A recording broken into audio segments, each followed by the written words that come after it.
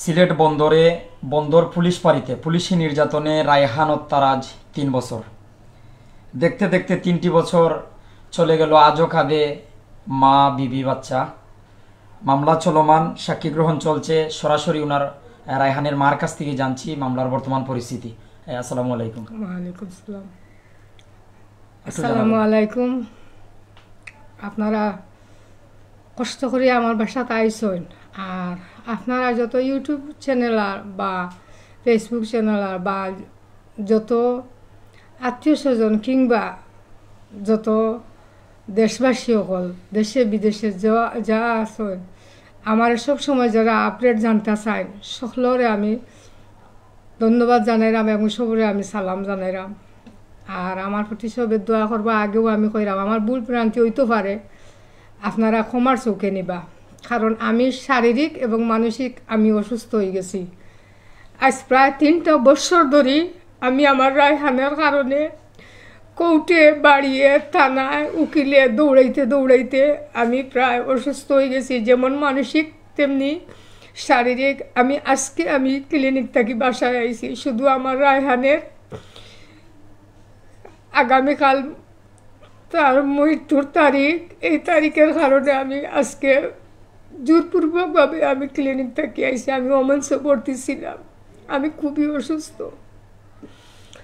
তো আমি এইটাই জানাইতাম চাইরাম, মামলাটা আপনারা জানতে চাইরা যে এখন অবস্থা কীরকম। মামলার সাক্ষী প্রায় শেষ পর্যায়ে আইছে।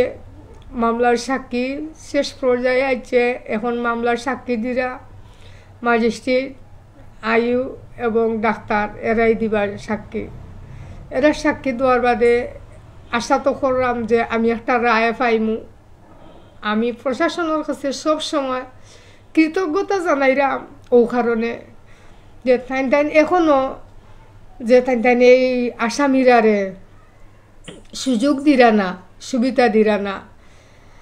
আমি এর লাগে আমার পক্ষে এখনও তারা আসেন, আমার আপডেট খবর জানতে চাইন। আমি তানতানরে আমি ধন্যবাদ জানাইলাম এবং তানতানোর কাছে আমি চিরকৃতজ্ঞ থাকমু। তবে তার বাদেও আমার একটাই প্রশ্ন এবং আমার একটাই আবদার, আমার মৃত্যুর আগ পর্যন্ত আমি যেন বিচারটা দেখিয়ে যাইতাম। আমি দুনিয়ায় থাকতে থাকতে বিচারটা দেখতাম।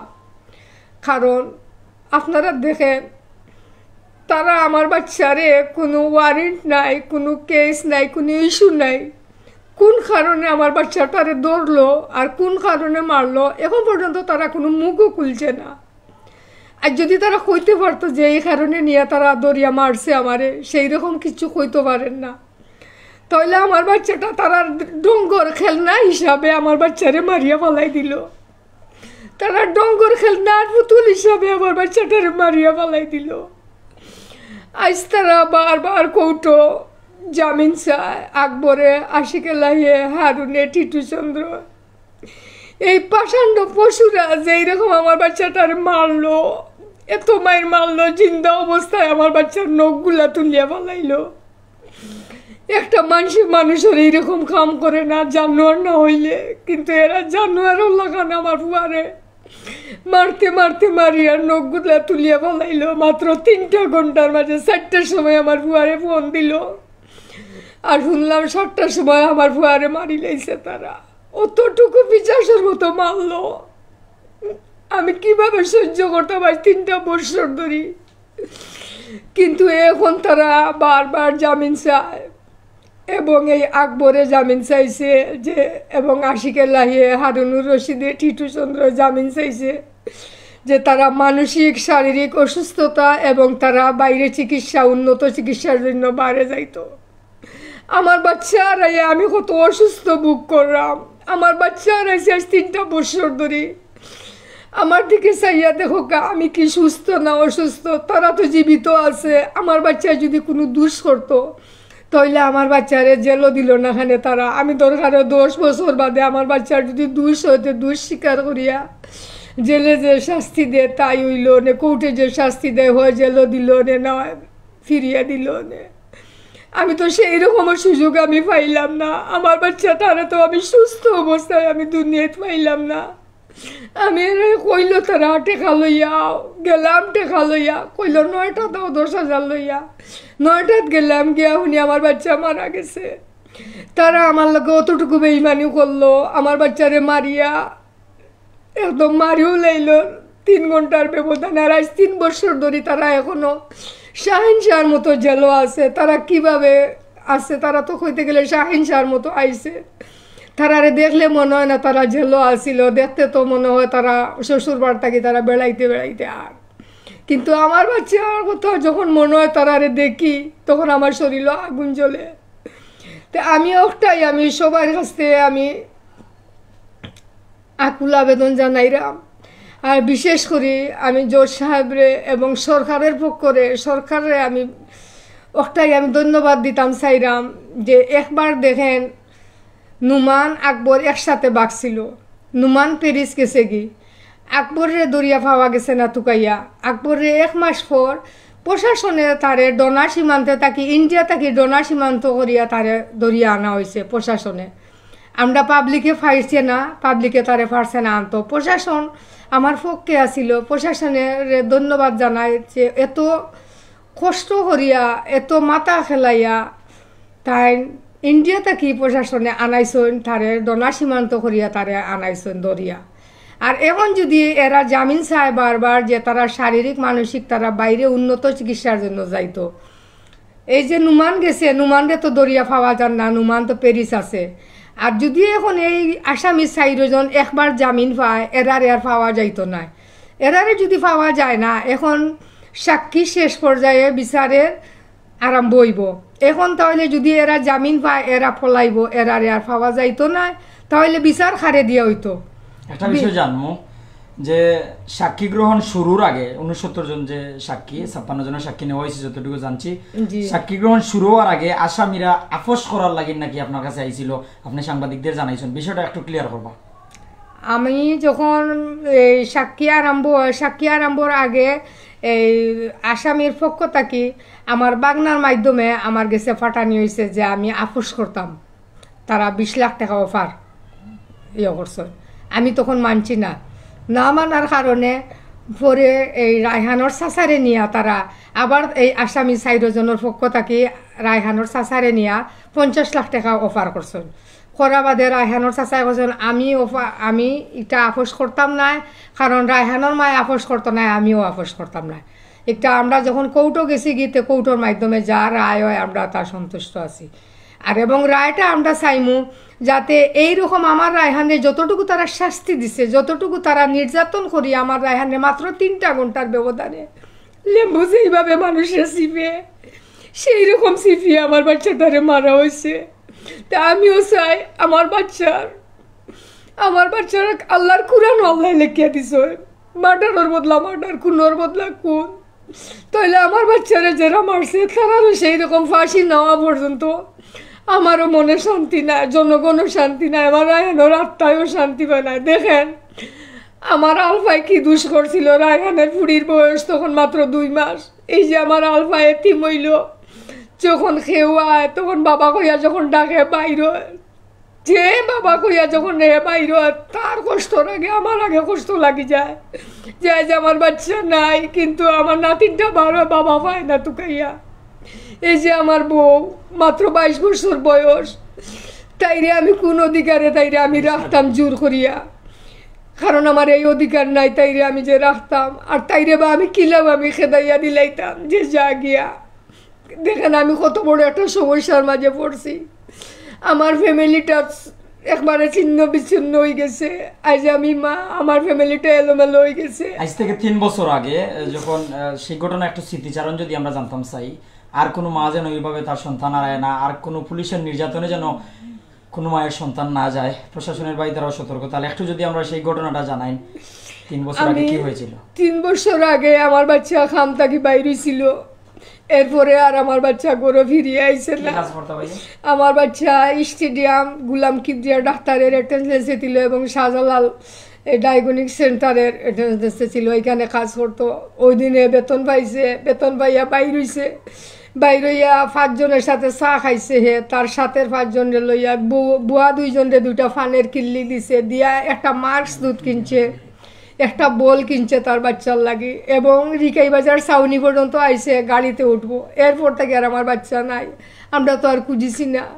ভোর 4টার সময় এই তাওহিদের নম্বর থেকে আমার বাচ্চায় আমারে ফোন দিছিল, তখন আমি বইয়া তাজুদের নামাজ পড়ি। আমি তাওহিদ পুলিশ কনস্টেবল তাওহিদ, এই তাওহিদের নম্বর থেকে আমার বাচ্চায় ফোন দিছিল কিছু টাকা নিয়ে যাওয়ার লাগে। আমি তখন তাজুদের নামাজে ছিলাম, রায়হানের চাচায় ফোনটা ধরছেন, ধরার বাদে কইছে যে আমার লাগে 3-4 হাজার টাকা, কিছু টাকা নিয়াও, আমারে পুলিশে ধরছে, তারারে টাকা দিলে ছাড়ি দিব।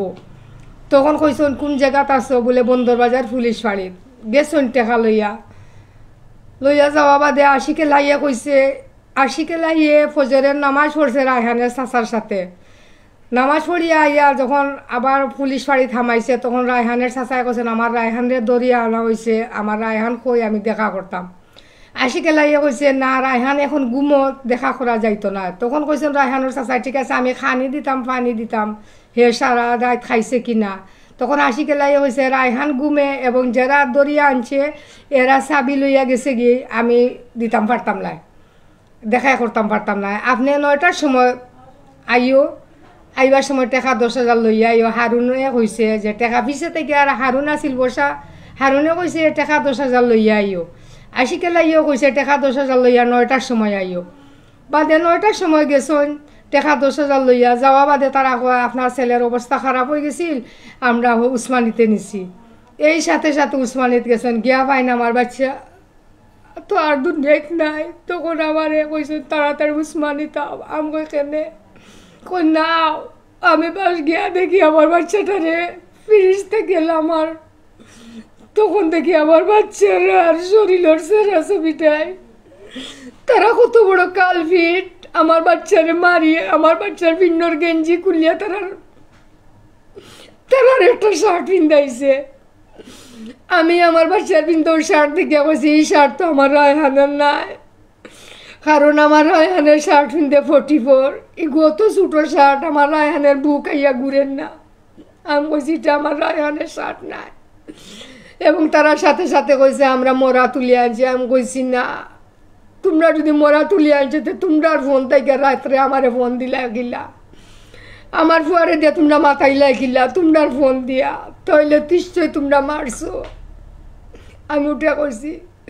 তার বাদে তো তারা তো অস্বীকার করলো, অস্বীকার করলে কি তৈব জানি না, তারা কি তার জবানবন্দি দিছে জানি না। তবে একটা কথা আমি আবারও মনে করি দিতাম চাই, সারা বিশ্বে দেখছেন যখন তারে ডোনা সীমান্ত থাকি আকবরের ধরা হয়েছে, তখন আকবর এইরকম হাত জোর করিয়া কইছিল ভাই আমার শাড়ি তো আমি রায়হানরে একা মারি নাই, আমরা 4-5 জনে মিলিয়া তারে রিমান্ড দিছি। এই কথা যে কইছে এইটা তো সারা বিশ্বে দেখছে, তাহলে তারা মারলো না কিভাবে? আর এ যে কইল আমার রায়হানরে হে একা মারে নাই, সকলে মিলিয়া রিমান্ড দিছে, তাইলে রায়হানরে যে রিমান্ড দিল, কিসের রিমান্ড দিল, কেন রিমান্ড দিল, আমার রায়হানে কি দোষ করছিল? আমার রায়হানরে যে রিমান্ড দিল কোন ব্যক্তিতে রিমান্ড দিল? তাহলে আমার রায়হানরে যখন রিমান্ড দিল এই পুলিশগুলার এখানে রিমান্ড দেওয়া হইল না। যখন একটা পাবলিক রে ধরা হয় তখন পাবলিক রে নিলে কত রিমান্ড দিয়ে মারিয়া দেখছি মাথা মুটা ফাটাইলা, কিন্তু এই পুলিশ হইল বলিয়া হে খাকি পোশাক পরলো বলিয়া হে মানুষের নিয়ে মারি লাইবনি, এইটা কি তার কোনো দায়িত্ব নেই? হে মানুষের সেবা করতো, মানুষে মাল জান হেফাজত রাখতো, হে মানুষের নিয়ে মারার তো কোনো দায়িত্ব নাই। তারে সরকারে টেকা দে, খানি দে, বাতা দে, তো হইলে হে আমার ফুয়ারে দরিয়াখানে হে চান্দা দাবি করলো, তার বাদেও তো আমরা রাজি আছিলাম টেকা দিতাম, আমরা তো টেকা লইয়া গেছি, তাহলে এখানে আমার বাচ্চারে মারি লাইল। আমার একটাই প্রশ্ন, এখানে আমার বাচ্চারে মারলো আর আমার বাচ্চা ফিরিয়া দোক, না হইলে তারা আসামিন তোর ফাঁসি না হওয়া পর্যন্ত এরারে যেন জামিন না দেওয়া, এরারে যেন কোনো সময় বেল না দেওয়া। কারণ আকবরে আমরা পাবলিকে কেউ তুকাইয়া পাইছি না, আনতাম পারছি না, প্রশাসনে তারে ডোনা সীমান্ত ইন্ডিয়া থেকে দরিয়া আনছে, আমি প্রশাসনের ধন্যবাদ জানাই। আর প্রশাসনের কারণে এই আসামিরে পাওয়া হয়েছে, আর এখন যদি হে জামিন পায় তারে আর পাওয়া যাইতো না, আর তারারে যদি পাওয়া যায় না তে বিচার কার করতাম। তারারে না পাইলে বিচার হতো আপনারা আমারে নিয়ে ফাঁসি দিবা, এইটাই হইব বিচার। হয় তারার ফাঁসি দিবা আর না হয় আমারে নিয়ে ফাঁসি দিবা। আমার ছেলে নাই দুনিয়াতে, আমার সংসার এলোমেলো হয়ে গেছে, আমার বউ এলোমেলো হয়ে গেছে, নাতিন এলোমেলো হয়ে গেছে, আমরা রাস্তা ফ্যামিলি অস্তিত্ব নাই। তাইলে আমি দুনিয়াতে বাঁচিয়া গীতা করতাম, আমারে নিয়ে ফাঁসি দেওয়া হয়ে যাও যদি তারারে ফাঁসি না দেওয়া হয়। দুইটা থেকে একটা বছর। রায়হানের মেয়ের বয়স কত বর্তমানে? রায়হানের মেয়ের বয়স এখন 3 বছর 3 মাস।